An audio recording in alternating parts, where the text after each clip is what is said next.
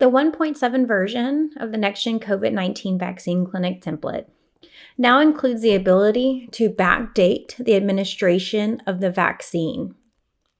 In this video, we will quickly review these changes and how it affects the EHR as well as practice management side. To save us some time, I've already searched for a patient, selected the patient from the top section, updated our CDC checklist, and began the immunization detail section. The changes for the administration details are included in this section below here.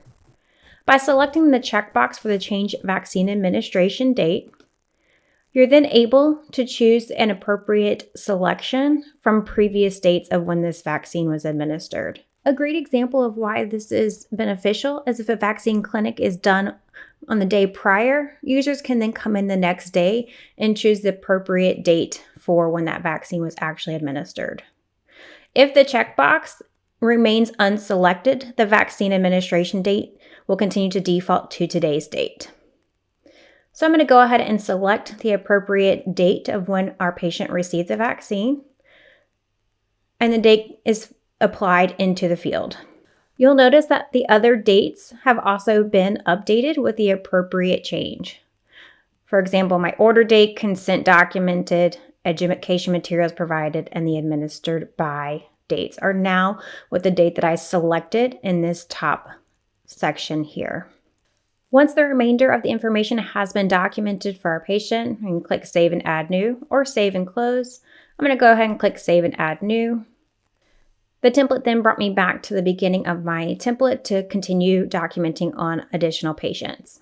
However, I do want to scroll back down to our vaccine administration log. You'll notice that our patient's details are not listed here in the grid, and that's because of the vaccine date. If I go ahead and change it to the previous date of when the patient received it and I say OK, they are now listed here in the grid.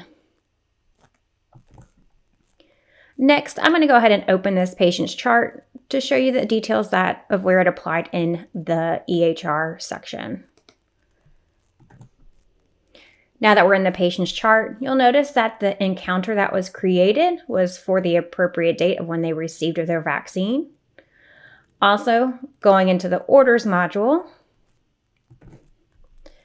and viewing our details on the order summary, we'll see the encounter date with the 410. As well as clicking on the immunizations tab, we'll see that our dose was appropriately applied for that 410 date. Next up in the procedures module, you notice our service items are showing the 410 date, even though we entered it on 411. So now moving on to the practice management, I've already gone ahead and opened the application and open the charges screen for review. You'll see that the service date for that encounter is 410 and the charges have the 410 date as well. So everything within NextGen, even though we entered the vaccine on April 11th, however, when we updated our administration details and the date to April 10th, since that's when our patient received the vaccination, everything in NextGen now displays the correct date of April 10th. And those are the updates to the backdating functionality of the 1.7 release of the COVID vaccine administration template.